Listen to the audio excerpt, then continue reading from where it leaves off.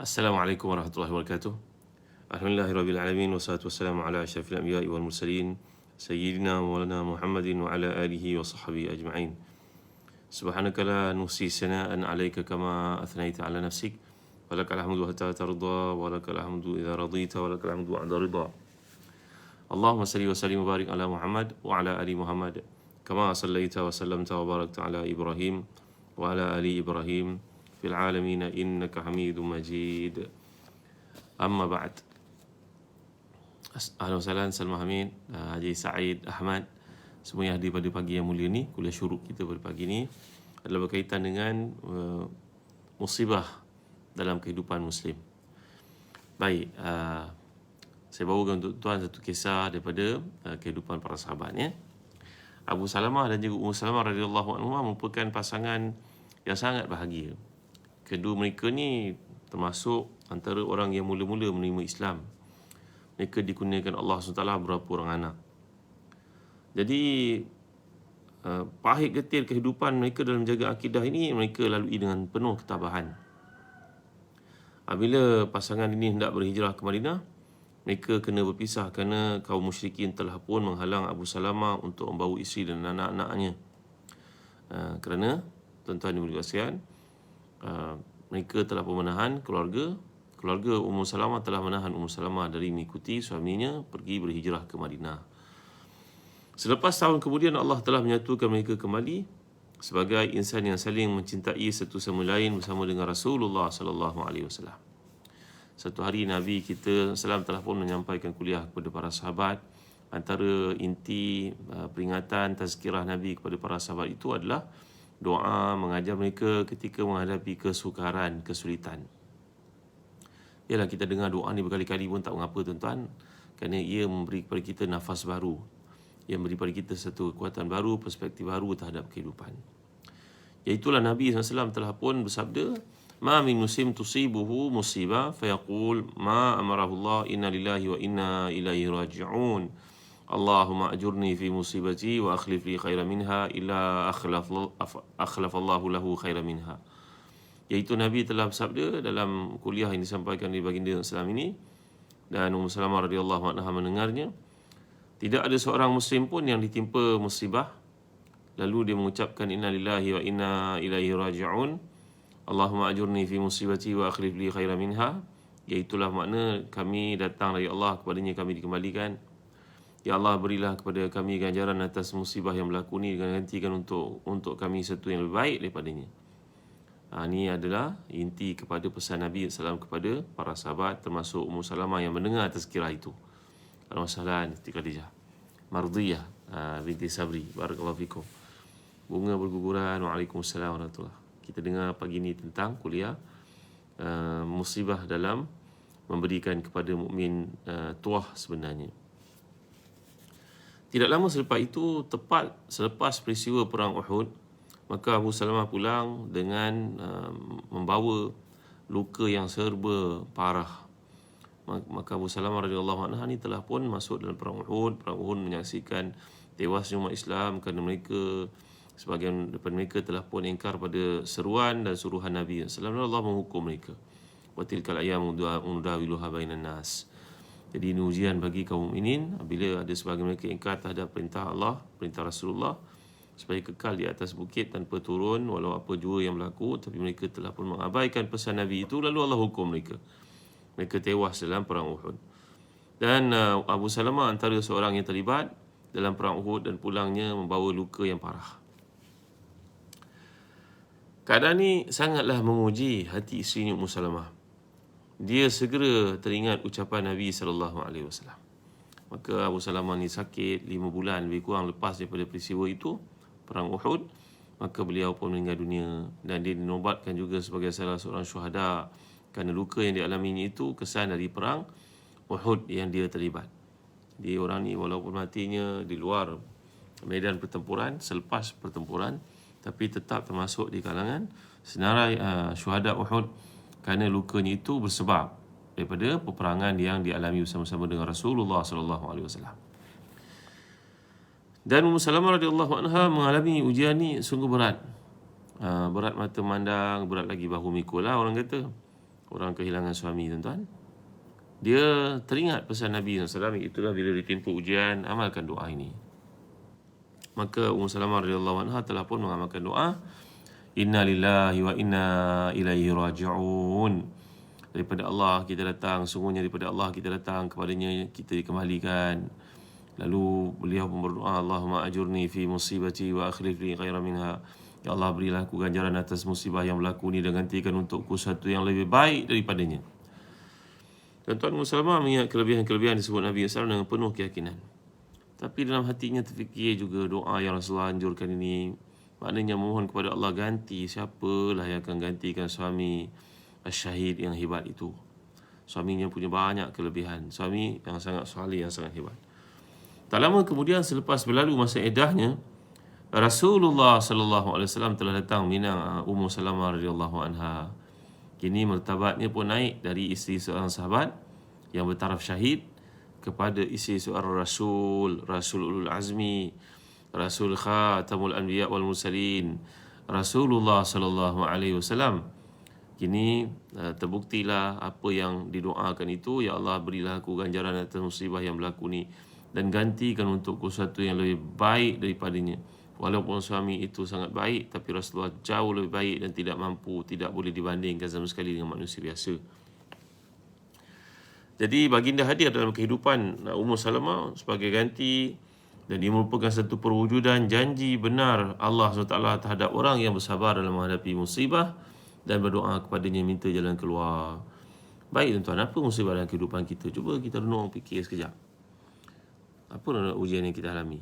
Dibuang kerja, menjadi sales jual rumah orang tak nak beli, anak sakit, bergaduh dengan mertua, bergaduh dengan adik-beradik, sebagai contoh. Sisi faham berlaku dengan pasangan. Sebutlah apa sekala ujian yang kita alami ini, tuan-tuan, sebenarnya dia merupakan satu penghapusan kepada dosa-dosa kita. Dan kalau kita bersabar menghadapinya dengan penuh ketabahan, ketakwaan, istiqamah dan mohon kepada Allah ridha, restu, maka tuan-tuan semuanya akan berlalu dengan mudah. Ya, ibarat serpihan-serpihan batu ataupun tanah yang masuk dalam kasut kita ketika menuju ke satu destinasi, lalu kita pun memadai untuk keluar, duduk, mengeluarkannya dan memakai kembali kasut kita berjalan macam biasa semula. Jadi alamilah segala ujian ni, tuan-tuan, sebagai tanda perhambaan kepada Allah dan satu perwujudan kasih sayang Allah dengan syarat kita ridha untuk menghadapinya. Menangis sudah tak ada hal. Orang kematian orang tersayang takkan tak menangis, kan? Rasulullah pun menangis SAW ketika kewafatan puteranya yang tercinta Ibrahim itu, sallallahu alaihi wasallam. Maka ini adat kemanusiaan, tuan-tuan, ya. Jadi kisah ini dapat kita lihat sebagai contohnya dalam Sahih Imam Muslim, menceritakan tentang doa Nabi SAW yang dianjurkan kepada Ummu Salamah dan peristiwa yang berlaku kepada Ummu Salamah dan kewafatan suaminya. Jadi kisah ini sangat indah, memberikan semangat murni, menyegarkan jiwa setiap orang yang sedang mengalami kesedihan kerana berpisah dengan orang yang tersayang, kehilangan harta benda, kehilangan peluang, ditipu, dianiaya, tidak dipenuhi janji oleh orang tertentu. Semuanya merupakan musibah yang kita kena mohon kepada Allah bantuan dan jalan keluar, tuan-tuan dimuliakan Allah sekalian. Baik, saya suka bawa contoh ni dikemukakan oleh tuan-tuan guru, ya, macam Imam Mutawalli Syarawi, macam Syekh Dr. Atin Nabulisi. Kalaulah kita ni punya majikan ni sangat baik, orangnya mengotakan janji, gaji tak pernah tak bayar, maka kerja dengannya satu iklim yang sangat kondusif. Apa saja yang kita cadangkan diterima dengan baik, walaupun mungkin berperingkat. Tiba dia menjanjikan kepada kita, anda yang dah dapat kerja, target yang saya letakkan ni hujung tahun, saya nak belikan anda sebuah kereta Honda. Contoh, Honda apa Datuk? Honda Accord. Honda Accord yang baru cantik. Contoh. Kerana kita yakin dengan janji dia dan perangai dia selama ni tak pernah memungkiri janji, maka kita pun buat sungguh-sungguh untuk mencapai apa yang diharapkan. Ini kan pula Allah Subhanahu Wa Taala, tuan-tuan. Allah yang beri kepada kita segala nikmat yang dijanjikan kepada kita. Innallaha akram an yu'adi alaka taqsitan wa anta tu'alimu minhu naqdan. Walaupun banyak ayat yang menceritakan tentang satu reward itu diberikan penghargaan dan juga balasan itu diberikan di akhirat, tapi Allah beri banyak juga dalam bentuk keduniaan yang kita tak perasan sebenarnya, tuan-tuan. Allah ni terlalu mulia untuk mengemudiankan sebarang bentuk reward yang dijanjikan kepada kita hanya diberi di akhirat. Sebenarnya banyak nikmat yang Allah berikan dalam bentuk dunia yang kita tak perasan sebenarnya, tuan-tuan dimuliakan Allah sekalian. Andai kita kehilangan peluang, tapi ingat kita masih sihat. Kesihatan ni kalau orang duduk dekat ward, kita tengok dalam bil yang sampai kadang diwar-warkan, disebarkan. Ada yang masuk ward sampai 100,000 pun ada, tuan-tuan dimuliakan Allah sekalian. Allah beri pada kita keselamatan daripada ujian itu semua. Walaupun kita tak punya wang banyak, tapi kesihatan nikmat yang besar yang tak boleh nak dihitung, tuan-tuan dimuliakan Allah sekalian. Ya, baik. Itu sebab mengapa setiap Muslim dituntut agar bersikap sabar atas segala ujian yang dihadapinya. Ini kerana hikmah besar yang terdapat di sebalik ujian dan hanya kesabaran yang akan menyampaikan kita kepadanya. Jadi kisah yang dikemukakan tadi tentang Ummu Salamah mengandungi pengajaran sangat berharga, iaitu musibah kadang-kadang merupakan satu gerbang yang bawa kita kepada kejayaan. Andai Ummu Salamah radhiyallahu anha tidak pernah melalui keperitan hati kerana kehilangan suami, dia tidak akan menjadi isteri Rasulullah sallallahu alaihi wasallam dan mendapat kemuliaan abadi dengan gelaran Ummul Mukminin. Dengar tu baik-baik. Kalaulah Ummu Salamah radhiyallahu anha memberontak dan tidak mengamalkan doa yang dianjurkan tadi ketika mengalami situasi yang sukar itu, maka tidak akan naik pangkatnya menjadi Ummul Mukminin, tuan-tuan dimuliakan Allah sekalian. Allahu Akbar. Ustaz Zul Hasni pun ada bersama. Baik. Tuan Suhardi, Muhammad Ismail, Tuan Ismail, barakallahu fikum. Fatihah Najwa, ahlan wasahlan semua. Jadi tolong sampaikan video ni, sharing kepada teman, mudah-mudahan dia menjadi laluan kebaikan yang kita syorkan kepada orang Islam di luar sana yang sedang mengalami kesukaran, ujian. Ya, Puan Kamisa, Ismail, selama tak nampak. Haji Hafizah, Rosmawati, Haji Hamidah, barakallahu fikum, ya. Jadi sifat sabar ni memang pahit, tapi kepahitan itulah seperti ubat yang akan bawa kesembuhan pada tubuh pesakit. Orang kena penyakit sebagai contohnya, kena makan ubat. Ubat tu pula memang tak sedap kat tekak. Taklah macam makanan enak yang kita makan. Tapi dengan ubat yang pahit itu akan menyembuhkan seseorang daripada ujian penyakit yang dialami olehnya. Demikianlah juga jika dibandingkan dengan kesukaran-kesukaran yang kita lalui dalam hidup. Semuanya itu merupakan ubat penawar yang paling mujarab untuk kita mengalami situasi supaya masuk ke fasa yang lebih baik. Sebab itu dalam hadis lain riwayat Muslim daripada Suhaib Ar-Rumi, Nabi SAW sabda, "Ajaban li amril mu'min, inna amrahu kullahu khair. Wa laysa zalika li ahadin illa lil mu'min. In asabathu sarra'a syakar, wa in fakana khairan lahu, wa in asabathu dharra'a sabar fakana khairan lahu." Sangat menakjubkan, mengagumkan urusan orang yang beriman. Kerana semua urusannya baik-baik belaka. Kalau dia mendapat satu nikmat, dia bersyukur, maka baginya pahala. Andai dia ditimpa musibah, dia bersabar, juga baginya pahala. Perkara itu tidak akan kau lihat pada orang-orang kafir. Subhanallah, Masya Allah, Tabaraka wa Ta'ala. Mungkin orang kafir ni bersabar, tapi sabarnya itu hanya kemanusiaan sahaja kerana dia tak ada pilihan. Tapi orang beriman bersabar mengetahui ini semua merupakan ketentuan Allah. Aku redha, aku dapat pahala. Aku menangis, itu biasa, itu adat. Tapi aku redha, itu yang berikan kepada aku pahala. Sabar. Fazil Majid, ya. Subhanallah, Masya Allah, Tabaraka wa Ta'ala. Satu lagi, seorang perempuan dimasukkan ke hospital. Seorang perempuan bukan Islam, kerana membawa anaknya yang sedang sakit. Maka doktor yang berada di satu tempat itu, tuan-tuan, suami bekerja sebagai penjaga estate, penoreh getah, di satu tempat jauh dari hospital. Peristiwa ini berlaku tak selesai di Pahang. Maka mendapat rawatan di Pahang. Kemudian doktor yang ditugaskan itu, yang pakar bidang tersebut, ditukar pula ke Perak. Maka tidak ada doktor yang boleh merawatnya. Ini cerita lama dulu, lebih 10 tahun lalu.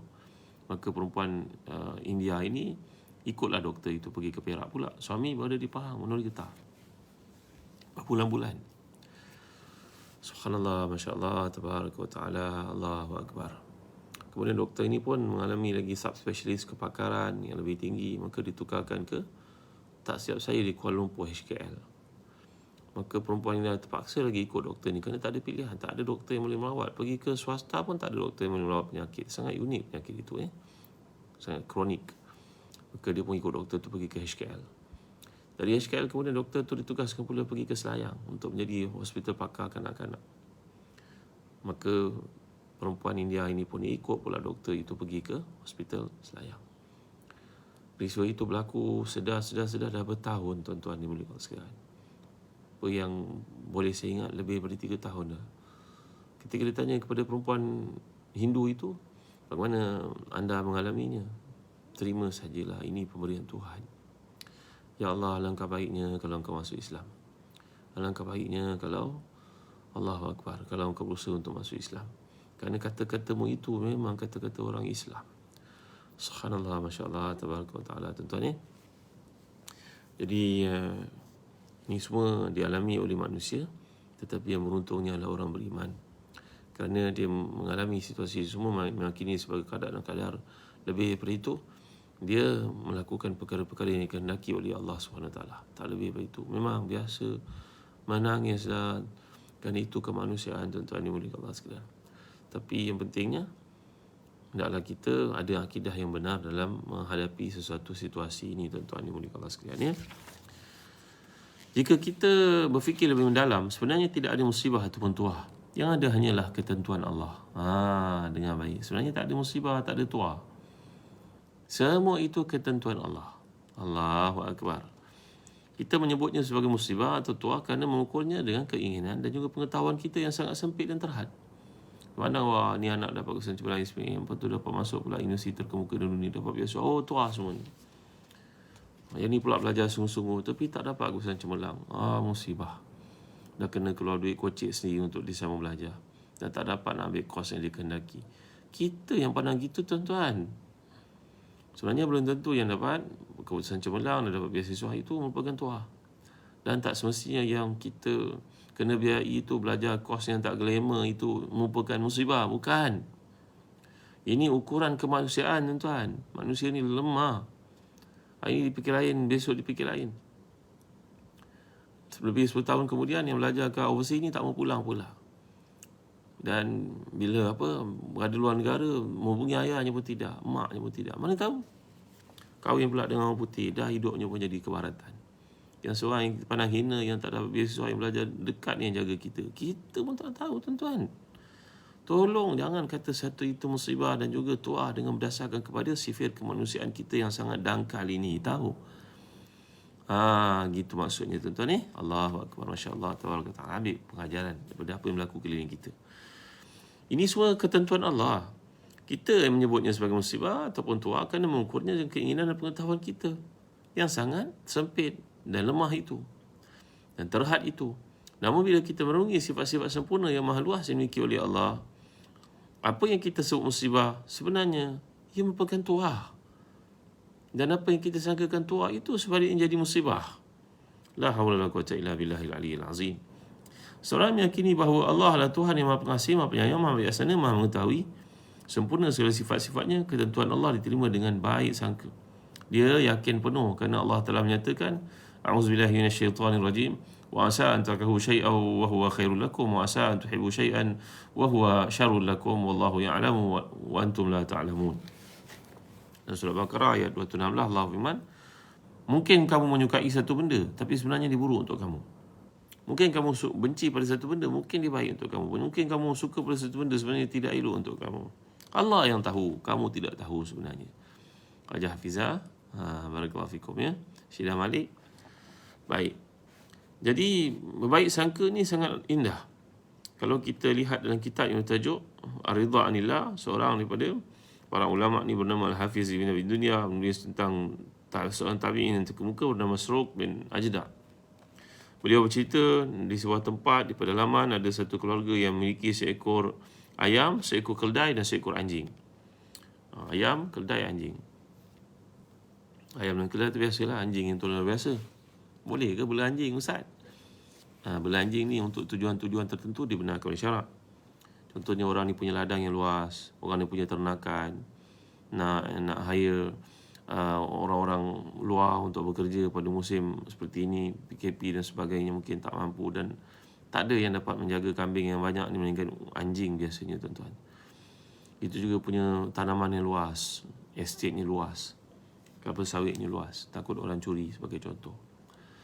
Maka dilepaskan anjing itu duduk dalam kawasan sawit. Tak ada masalah. Menjaga anjing, membela anjing untuk tujuan tanah yang luas, jaga ternakan, jaga tanaman. Mungkin orang yang memiliki used car, kereta terpakai yang dijual kan di kalangan orang Islam. Anjing, saya kalau tak datang orang nakal ni, dia curinya parts kereta, maka dibenarkan untuk bela anjing bagi tujuan-tujuan yang tertentu. Yang salah kalau sengaja bela. Macam setengah negara umat Islam pada hari ini, tuan-tuan. Contohnya seperti di Turki, menjadi kebanggaan pula bela anjing-anjing yang famous, yang besar-besar, yang cantik-cantik ni, tuan-tuan.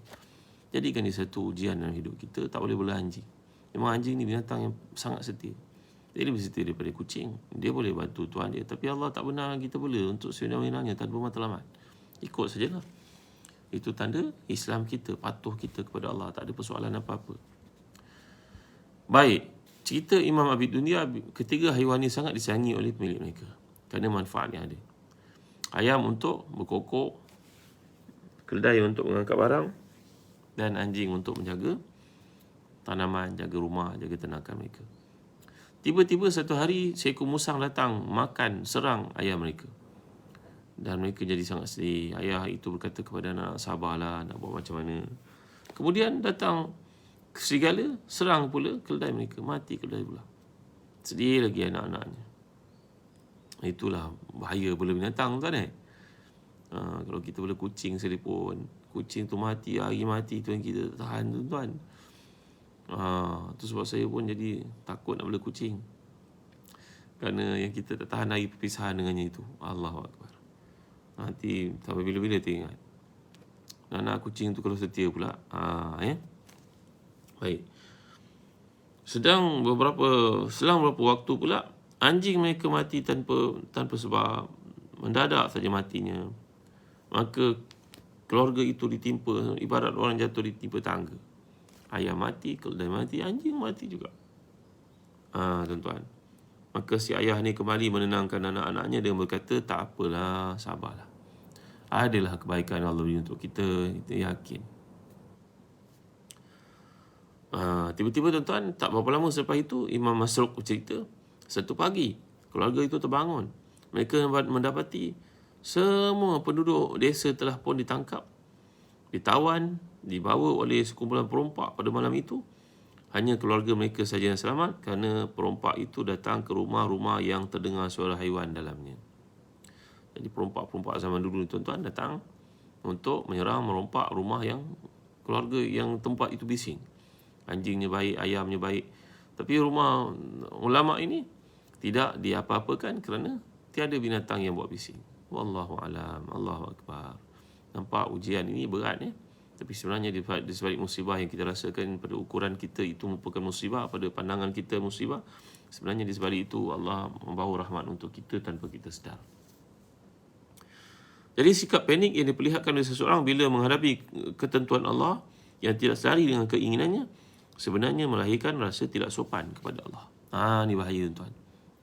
Orang ni bila dia melihat satu perkara itu mengikut ukuran nafsunya, dia berkata ni merupakan tak seronok nak mengalami benda ni, aku tak suka, maka dia telah mempertikaikan satu sifat kebijaksanaan yang daripada Allah yang dia tidak tahu di sebalik. Ini yang sangat bahaya, tuan-tuan. Abu Nu'aim Al-Asfahani dalam Hilyatul Awliya meriwayatkan daripada Imam Hamdun bin Ahmad, sikap panik menghadapi musibah hanya dilakukan oleh orang yang menyimpan buruk sangka pada Tuhannya. Ini yang bahaya sangat, tuan-tuan. Sikap panik dapat dilihat dalam pelbagai bentuk. Salah satunya menyesali apa yang telah berlaku, lalu menyalahkan semua orang. Jadi panik ni akan menyebabkan kita menyalahkan semua orang. Sebab bila kita panik dalam situasi yang sukar, duduk dulu, ucap astagfirullahalazim, tarik nafas. Kemudian ucap astagfirullahalazim, astagfirullahalazim, la haula wala quwata illa billah. Ini yang Nabi kita lakukan sallallahu alaihi wasallam. Ya, dalam sebuah hadis Sahih Muslim daripada Abu Hurairah radhiyallahu anhu, Nabi pernah bersabda, wa in asabaka syai'un fala taqul law anni fa'altu kaza kana kaza wa kaza, walakin qul qadarullah wa ma syaa fa'al, fa inna law taftahu amal syaitan. Kalau engkau ditimpa sesuatu, janganlah engkau berkata, kalau aku tak buat begini tentulah tak jadi bini, kalau aku buat begini tentulah jadi bini. Jangan kata lau ni.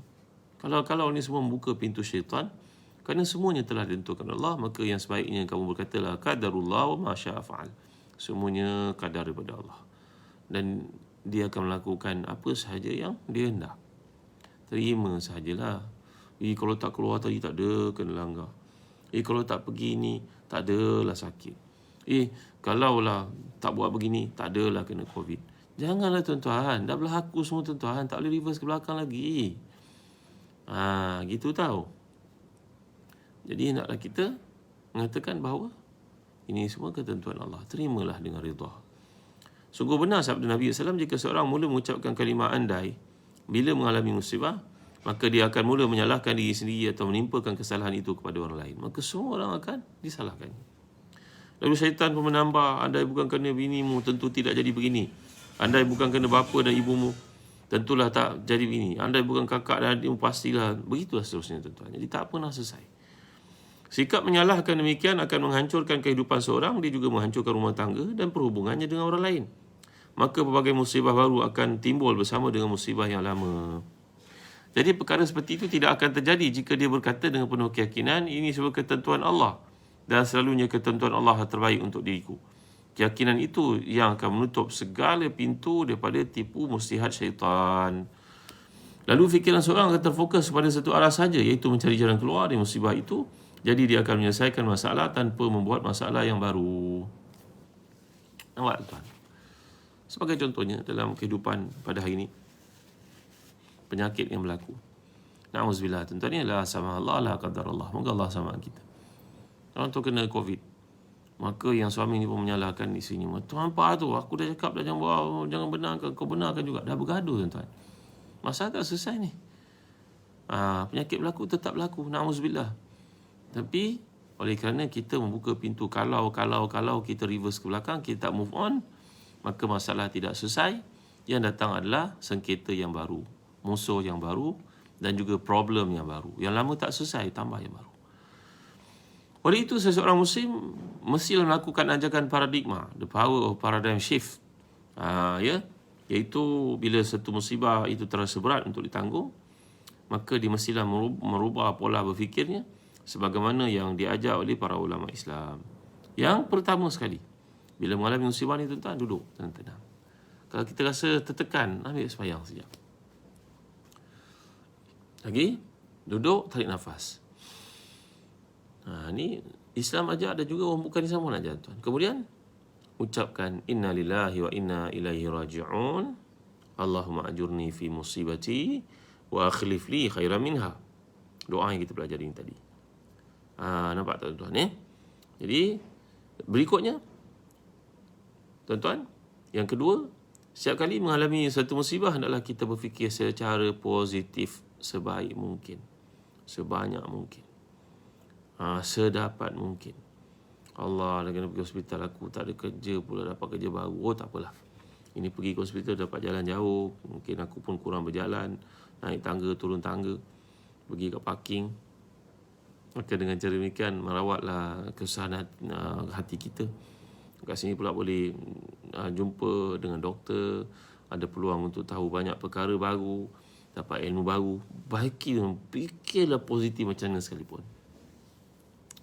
Bila aku berada dalam suasana seperti ini, bahawa aku ingat Tuhan, aku sempat untuk sembahyang duha yang sebenarnya aku tinggalkan. Nampak tak tuan? Jadi fikirlah segala benda itu, betulkan cara fikir kita. Pertama tadi, dalam keadaan kita duduk, tarik nafas, berdoa. Kan doa yang kita belajar kan? Kemudian baik sangka, berfikir secara positif apa jua yang boleh kita masukkan dalam tulisan, dalam fikiran kita. Dan meyakini dalam hati bahawa musibah ni bertanda Allah mengiktiraf kita sebagai mukmin. Allah mengiktiraf kita sebagai mukmin. Allahu akbar. Imam Muslim meriwayatkan daripada Abu Hurairah radhiyallahu anhu bahawa Nabi bersabda, seorang mukmin seumpama pokok, setiap kali angin meniupnya. Seorang munafik pula ibarat pokok padi, dia tidak akan dicabut kecuali waktu menuai. Ia juga meyakini bahawa musibah akan bersihkan dosa-dosanya. Jadi orang beriman, pokok kena tiup angin, patah dah hanya, tapi dia tetap kekal, tegak dekat situ. Manakala orang munafik, dia umpama pokok padi, macam lalang. Mana angin tiup, dia akan ikut. Dan dia akan dicabut nyawanya dengan semudah orang mencabut akalnya. Dalam Sunan Tirmizi, Nabi bersabda, bala sentiasa menimpa diri anak-anak dan harta seorang Muslim atau Muslimah itu sehingga dia bertemu Allah tanpa bawa sedikit pun dosa. Itu sebab orang ada anak selalu sakit. Kerana itu tanda kasih sayang Allah untuk pengampunan dosa-dosanya. Dan kita di sudut saintifik mengatakan itu adalah untuk penguatan antibody dan sebagainya. Tapi di segi Islam, dia mengajar kita bahawa ini adalah penghapusan dosa untuk ayah ibu. Besok di akhirat jumpa Allah tak ada bawa apa-apa. Nak tak? Andai saya kata pada tuan-tuan, jangan duduk atas kursi ni, pergi duduk kat lantai sejuk tu. 15 minit je. Tapi lepas 5 minit tu saya bagi RM1,000. Nak tak? Contoh. Maka begitu dalam kehidupan ni, kita rasa panjang macam mana, sebenarnya ia pendek saja. Walaupun sukar, tapi dia tak lama. Dia ringkas sebenarnya. Kerana di akhirat besok adalah kehidupan yang sebenar-benar. Apabila anda mengalami kecurian, cubalah lakukan seperti kisah yang diceritakan oleh Al-Ghazali dalam Ihya. Satu hari seorang lelaki kehilangan wang. Setelah dicari, barulah dicari bahawa seseorang telah mencuri wang itu daripadanya. Lalu dia segera berkata, semoga Allah memberkatinya. Mungkin dia lebih memerlukan wang itu daripada aku. Kita bawa kereta, ada orang potong cara yang tak senonoh. Bawa kereta apa ni, bawa motor apa, kita rasa panas je telinga kan. Pengang je. Dia orang buat hati kita fikir agaknya dia nak balik kot, ada urusan penting agaknya. Mungkin paling kurang pun dia nak pergi toilet agaknya. Baik sangka lah dengan orang, tuan-tuan boleh kata sekalian. Lagi, membayangkan betapa besar rahmat Allah untuk setiap ujian yang alami. Bila ditimpa musibah, perkara pertama yang kita lakukan adalah bayangkan betapa besarnya balasan Allah untuk setiap musibah yang kita lalui dengan hati rida itu. Dalam riwayat Tirmizi, Nabi telah bersabda, sungguhnya besar balasan Allah sesuai dengan besarnya ujian. Sungguhnya Allah jika mencintai suatu kaum, maka dia akan menimpakan bala kepadanya. Siapa yang redha, maka dia akan mendapat keredaan. Siapa yang benci, dia akan mendapat kebencian. Satu hari seorang wanita salihah, isteri Imam Fath Al-Musili, tersandung hingga patah kuku jari kakinya.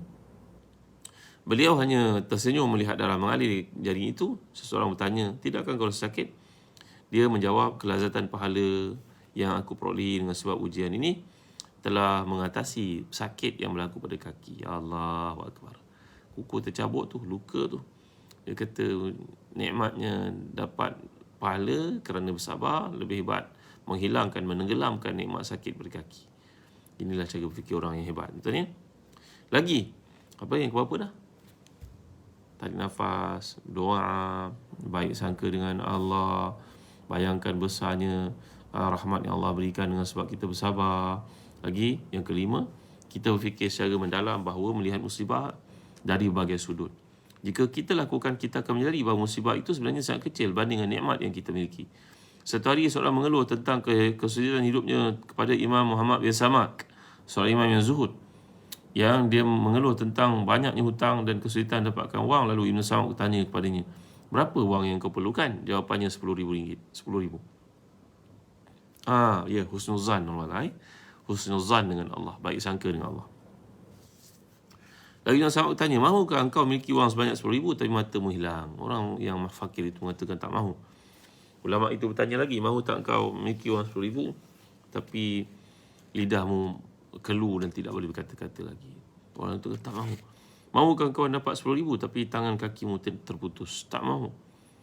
Lalu ulama yang bijak itu berkata, nah, lihat, sebenarnya Allah telah beri kepada kamu nikmat lebih besar daripada wang RM10,000 itu, tetapi engkau tidak bersyukur kepadanya. Kamu ada masalah hutang, usahalah untuk bayar. Kalau ada hutang, jumpa dengan orang, minta maaf, ya tak mampu nak bayar, boleh bayar 100 ya. Jangan diam je, ahlan wasahlan jalan gaib. Semua orang marah macam tu, tuan-tuan. Tahu-tahu je dah beli rumah, dah melancong sana sini. Ini tak bertanggungjawab namanya. Kalau berhutang, bayarlah. Jangan jadikan hutang tu sebagai beban, nak bunuh diri pula dan sebagainya, tuan-tuan. Ya? Jadi sikap sabar mengalami musibah ni tidak mudah diraih oleh setiap orang. Dia memerlukan latihan yang panjang, exercise, tadrib. Ya. Sebelum seorang dapat memperolehi sifat yang terpuji itu. Imam Qurtubi dalam tafsirnya meriwayatkan ucapan Sahal bin Abdullah Tustari, bila seorang terbiasa sabar dalam melaksanakan ketaatan dan terbiasa bersabar meninggalkan kemaksiatan, maka pada masa itu Allah akan berinya kekuatan agar mampu bersabar dalam menerima ketentuannya. Dengan kata-kata Al-Imam Qurtubi menukilkan pandangan Sahal bin Abdullah Tustari. Apabila seorang terbiasa bersabar melaksanakan ketaatan dan terbiasa bersabar meninggalkan kemaksiatan, maka pada masa itu Allah akan beri kekuatan kepadanya agar mampu bersabar menerima ketentuannya. Baik tuan, inilah merupakan renungan kita pada pagi ini. Jangan lupa ya, tuan-tuan dapati pada kuliah ini ada manfaat. Tolong sokong kami di Zazan Travel pada musim yang sangat tough ni, tuan-tuan. Ujian, semua orang yang ujian dapatkan Habatus Sauda yang berjenama Birkah ini, yang kita telah proses dengan cara yang menarik, mendapat sijil halal.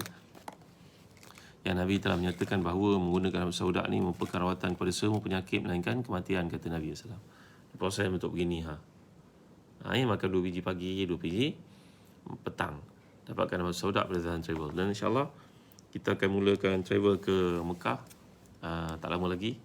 Bagi tuan-tuan daftar dengan Zahazan Travel Dan begitu juga ke negara-negara lain yang kita akan buat daurah ke tempat-tempat tertentu, mengaji kitab. Kita naik bas sama pergi ataupun naik kendaraan masing bertemu di tempat tu, kita buat kuliah bersama, kita belajar kitab. Semuanya akan dilakukan di Zahazan Travel. Ingat travel, ingat Zahazan Travel. Bukan setakat ziarah, bukan setakat berjalan-jalan, tapi ziarah penuh dengan ilmuwan, insya-Allah. Penuh aktiviti keilmuan. Itulah di Zahazan Travel, insya-Allah terima yang kita letakkan. Belajar sambil berziarah. Berziarah sambil memahami kitab. Memahami kitab sambil amalkan Islam. Amalkan Islam agar kekal istiqamah dalam melakukannya. Okey tuan dan jangan lupa sekolah dah buka. Dapatkan buku-buku yang menarik, buku latihan untuk anak-anak kita berbagai judul dari darjah 1 sampai darjah 6, tingkatan 1 sampai tingkatan 5. Jangan lupa dapatkan kaedah belajar khat dengan betul daripada telagabiru.com.my. Itu juga tuan-tuan boleh dapatkan buku-buku tentang bahasa risalat sebagai contohnya. Untuk anak-anak kita belajar salat ni murah je harganya, tak sampai RM5 pun. Untuk tahap 1, tahap 2, dalamnya penuh dengan latihan, ada pengukuhan. Ajar anak kita salat Apa orang di kalangan kita yang ajar anak dia untuk mandi janabah sebagai contohnya. Budak perempuan balik pada usia yang muda, 9 tahun, 10 tahun ni, kita kena ajar tuan-tuan. Dalam buku ni semua ada, alhamdulillah, tahara dan sebagainya. Dapatkan daripada telagabiru.com.my. Itu juga kita ada pelajaran khat, kita ada bacaan untuk anak kita yang masih belum boleh membaca. Dapatkan buku ni, bacalah manjaku. Sebagai siri ni, dan siri dapatkan daripada telagabiru.com.my. Ada banyak lagi buku latihan matematik, sains, sejarah, bukan setakat pernikahan, Islam dan juga bahasa Arab.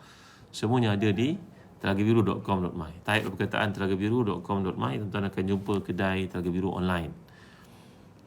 Terima kasih Royana, terima kasih Bayati, kenang daku dalam doamu. Semoga Allah memberkati kita semua dalam tahajud dan juga dalam duha. Tuan-tuan doakan untuk saya, untuk keluarga saya. Mudah-mudahan Allah memberkati kita semua dan dapat kita bertemu dalam perjalanan suci, insya-Allah ke umrah. Jangan lupa Zahazan Travel.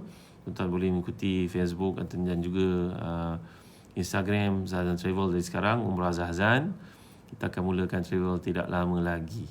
Ingat umrah, ingat Zahazan Travel. Ingat ziarah, ziarah bukan setakat ziarah tapi penuh dengan tarbiyah, insya-Allah. Terima kasih. Terima kasih atas sambutan tuan-tuan semua. Jangan lupa sampaikan video ni kepada teman yang lain. Sekian, musibah membawa rahmah daripada Tuhan sebenarnya. Terima kasih Ustaz Farid Misbah. Terima kasih Nulia Ayub. Link Zahazan Travel. Nanti saya masukkan di bawah. Terima kasih semua. Saudara-saudara. Bagi mereka yang dapatkan kurma pun, kurma ajwa, kurma mekjol ada di Zahazan Travel. Sekian. Assalamualaikum warahmatullahi wabarakatuh. Kita sama mengakhiri dengan tasbih kafarah dan suratul Asr. Bismillahirrahmanirrahim. Wal 'asri innal insana lafi khusr illa alladhina amanu wa 'amilus salihat wa tawassaw bil haqqi wa tawassaw bis sabr. Subhanakallahumma wa bihamdik asyhadu an la ilaha illa anta astaghfiruka wa atubu ilaik. Baik tuan-tuan, waktu duha telah pun masuk. Kalau ada wuduk lagi terus sembahyang sunat duha, bimbang nanti bila sibuk dah lupa pula. Sembahyang duha tanda syukur pada Allah, dan Allah akan selesaikan banyak keperluan kita pada hari ini dengan sebab kita menunaikan sembahyang sunat duha seperti yang kita imani daripada pesan Nabi kita sallallahu alaihi wasallam. Sekian, jumpa lagi pada waktu yang lain. Kenang daku dan doamu. Wassallallahu ala sayyidina Muhammad wa ala alihi wasahbihi wasallam. Walhamdulillahirabbil alamin. Farid, Rahim. Terima kasih semua. Terima kasih atas doa tuan-tuan untuk puteri saya. InsyaAllah mudah-mudahan hari ini beliau boleh discharge ataupun esok. Terima kasih Haji Hafizah. Terima kasih. Terima kasih Ummu Anas. Terima kasih semua. Mau putih. Assalamualaikum warahmatullahi wabarakatuh.